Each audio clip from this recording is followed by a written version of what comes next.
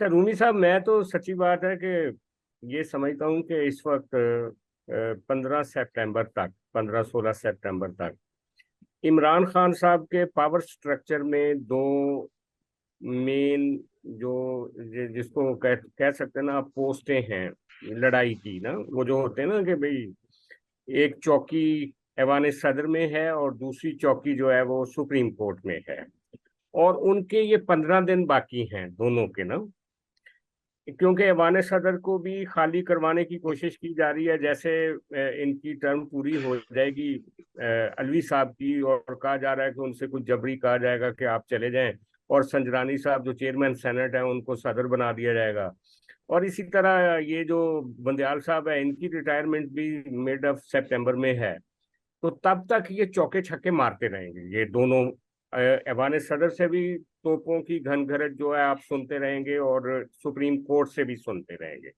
ये मैंने 4-5 दिन पहले भी एक अपने एनालिसिस में ये बात की थी कि तोशा खाना केस जो है ना सर, वो समझें कि फारग कर देगा सुप्रीम कोर्ट कल, कोई लीगल फ्रेमवर्क देखे बगैर। हाई कोर्ट इस्लामाबाद का हाई कोर्ट रिलीफ दे या ना दे, आप देख लीजिएगा।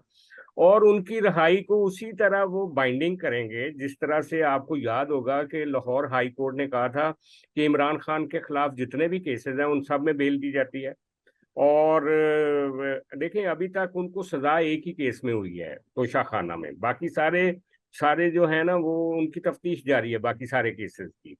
और वो उनको मिल जाएगी जमानत। चीफ जस्टिस साहब कहेंगे कि जब तक उनको कोई सजा नहीं होती वो जाएंगे, कोऑपरेट करेंगे, लिहाजा उनको रिलीज करें जी, फाटक खोलें जेल का। आप देखें कल खुलवा देते हैं या परसों खुलवा देते हैं। आने वाले 1-2 दिनों में, उन्होंने 2-3 दिनों में उनको टास्क है कि उन्होंने इमरान खान को रिलीज करवाना ही करवाना है, बंदयाल साहब ने। दिस वे और दैट वे, कौन से कानून का सहारा लेंगे? सुप्रीम कोर्ट मजीद डिवाइड होगी, उनके खिलाफ मजीद बातें होंगी, वो उनको कोई परवाह नहीं है। वो उन्होंने पिछले 6 महीने तो बड़ा ही एक जज्बाती माहौल चीफ जस्टिस अमिताभ बंदयाल ने कर दिया। और दूसरी तरफ ये भी कहा गया कि जल्दी क्या थी तो शाखाना ट्रायल कोर्ट के जज को, जज हुमायूं दिलावर को। तो एक तरफ तो जज हुमायूं दिलावर को जल्दी थी, तो मुझे आज ये लग रहा था कि आज चीफ जस्टिस अमिताभ बंदयाल साहब को शायद जज हुमायूं दिलावर की जल्दी से भी ज्यादा जल्दी है। क्योंकि जज हुमायूं दिलावर को बरतानिया में कोर्ट अटेंड करने जाना था, और चीफ जस्टिस अमृता बंदयाल को रिटायर होना है अगले महीने। और इनको शायद यकीन नहीं था कि जो इमरान खान की सजा के खिलाफ अपीलें हैं वो इस्लामाबाद हाई कोर्ट में उनकी रिटायरमेंट से पहले जो है वो फैसला हो जाएगा और उनके सामने अपील आएगी। तो उन्होंने आज ही बहुत से ऐसे रिमार्क्स दे दिए जो कि तो शखाना ट्रायल कोर्ट की दी गई सजा के हवाले से भी एक सुप्रीम कोर्ट के देने बनते नहीं थे बुनियादी तौर पे। जी बत्ती एक भाई। किस्म का उन्होंने ऐसे रिमार्क्स दे के इन्फ्लुएंस किया है। जी मैं माजरत चाहता हूँ, आपने बिल्कुल मैं आपको कता कलामी नहीं करना चाह रहा था, लेकिन आपने पहले कहा कि जज्बाती हो गए। जरा वो थोड़ा सी तफसील दीजिए, क्योंकि नाजरीन यकीनन आपकी अल्फाज का चुनाव जो है वो बड़े गौर से सुनते हैं। तो जज्बाती कैसे और क्यों हुए? एक मौके पे उन्होंने पूछा कि हालांकि ये वो दरख्वास्त है जिसके ऊपर पहले दिन नोटिस जारी किए जाते हैं दूसरे फरीक को।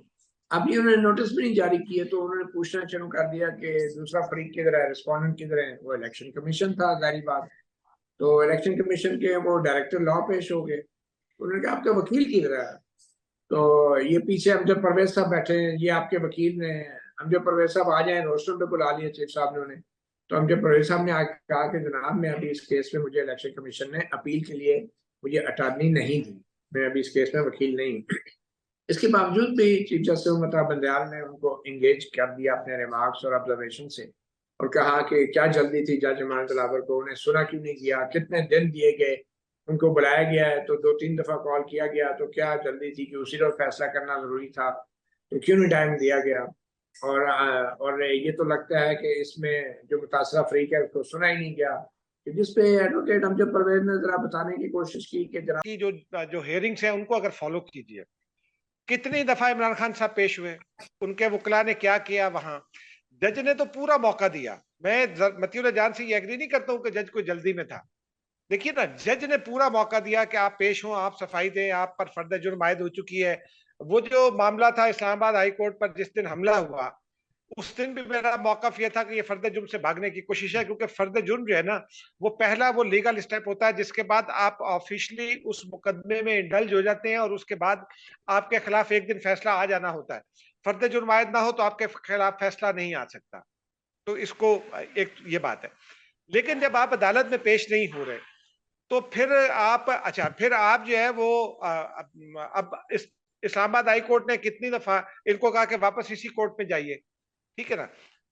आज भी आप जो लतीफ खोसर साहब फरमा रहे थे कि जी वो तो मैजिस्ट्रेट के पास शिकायत जानी है और वो फलां होना है और फलां होना है, तो ये मामला तो आप पहले भी उठा चुके, किसी अदालत ने आपको रिलीफ नहीं दिया, ठीक है ना।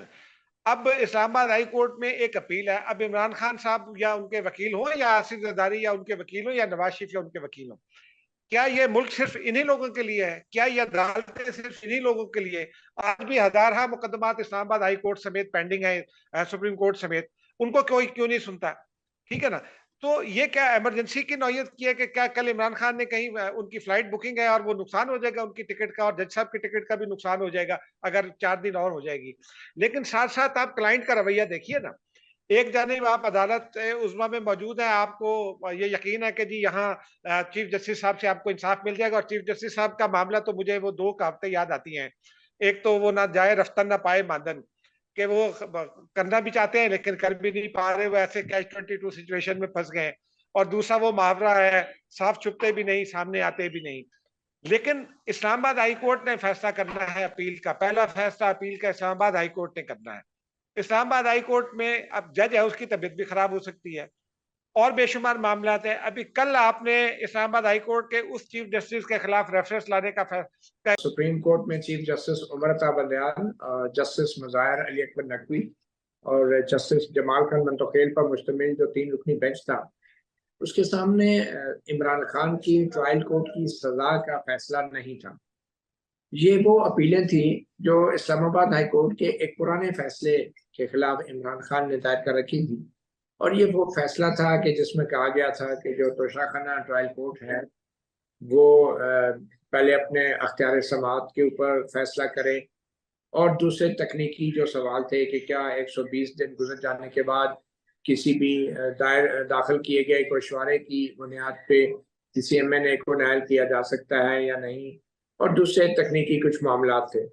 तो इमरान खान ने सुप्रीम कोर्ट में अपील दायर की थी कि इस्लामाबाद हाई कोर्ट जो है ये तोशाखाना ट्रायल कोर्ट का अख्तियार समाअत जो है उसके ऊपर खुद फैसला देने की बजाय ये दूसरी बार रिमांड कर रही है, पहले भी रिमांड कर चुकी थी, फिर रिमांड कर रही है, तो खुद क्यों नहीं फैसला देती। ये तो कुछ तकनीकी एतराज़ात थे।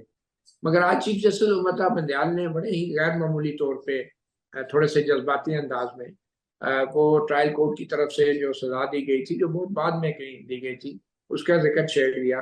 और बल्कि जस्टिस मुज़ाहिर नकवी ने तो बुनियादी सवाल उठाने शुरू कर दिए कि क्या कोई एक MNA अपने दूसरे MNA के खिलाफ कोई ऐसी शिकायत स्पीकर को लगा सकता है जिसकी बुनियाद पे स्पीकर जो है, या फिर वो MNA की शिकायत की बुनियाद पे इलेक्शन कमीशन जो है किसी को नायल कर सकता है, नहीं कर सकता।